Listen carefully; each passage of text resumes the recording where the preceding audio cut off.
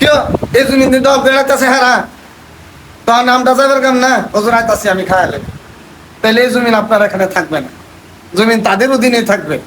আপনি আমি শুধু ভিজা বিলাইয়ের মতন হেলের মতন এই ঘোরাঘুরি করতে পারেন।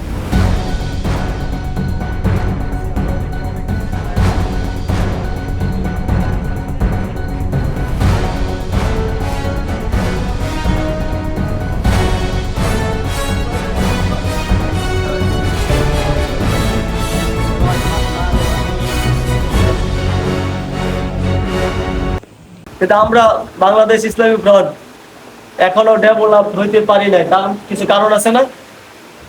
তার কারণ হলো, যেটা আমি বিশেষ করে খেয়াল করেছি, যে বাংলাদেশ ইসলামী ফ্রন্ট আহলে সুন্নাত জামাতের আঙ্গিক এই কারণে অনেকেই যখন সংগঠনগুলো শুরু করেন তখন দেখা গেছে আওয়ামী লীগ, বিএনপি আর বিভিন্ন রাজনৈতিক সংগঠনের লোক এটার মধ্যে ঢুকাইছেন, ঢুকায় একটা কমিটি করছেন, কমিটি করে এটার সামনে যখন অবস্থান তৈরি করছেন, যখন নির্বাচন আসছে বা কোনো কার্যক্রম আসছে, তখন দেখা গেছে কি বিএনপি যারা করতো তারা বিএনপিতে চলে গেছে, যারা আওয়ামী লীগ করতো আওয়ামী লীগে চলে গেছে।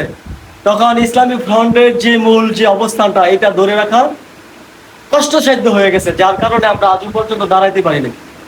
পারি এমনকি আমরা যারা উপস্থিত হয়েছি, আমাদের সিনিয়র যারা আছেন, মুরব্বী যারা আছেন, ওনাদের পরামর্শ ক্রমে কোনভাবে বা কোন দিকে কোন কাজগুলো করলে আমরা সামনের দিকে আমাদের আহলে সুন্নাত ওয়াল জামাত বা আমরা সুন্নি আকীদায় যারা আলামিন নবী আকরাম সাল্লাল্লাহু তাআলা আলাইহি ওয়াসাল্লাম উনিও যুদ্ধ করেছেন, ওনার জীবনে উনি অনেক যুদ্ধ করেছেন, জিহাদ করেছেন, অনেক কিছু। কেন?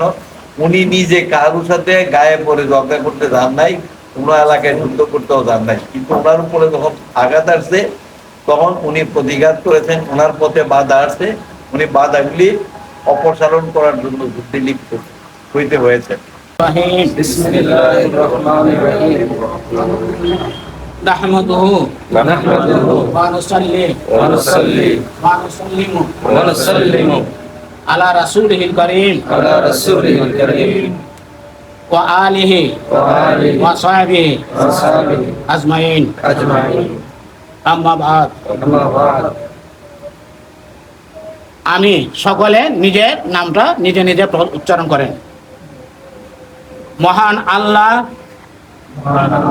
ও তার প্রিয় হাবিব সাল্লাল্লাহু তাআলা আলাইহি ওয়াসাল্লামকে